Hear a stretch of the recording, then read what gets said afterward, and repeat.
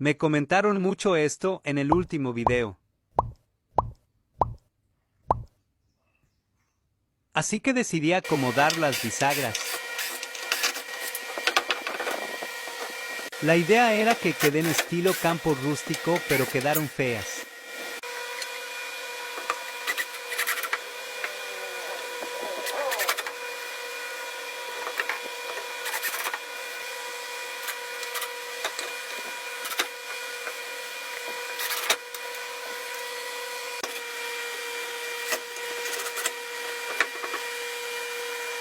Y así quedó el resultado final.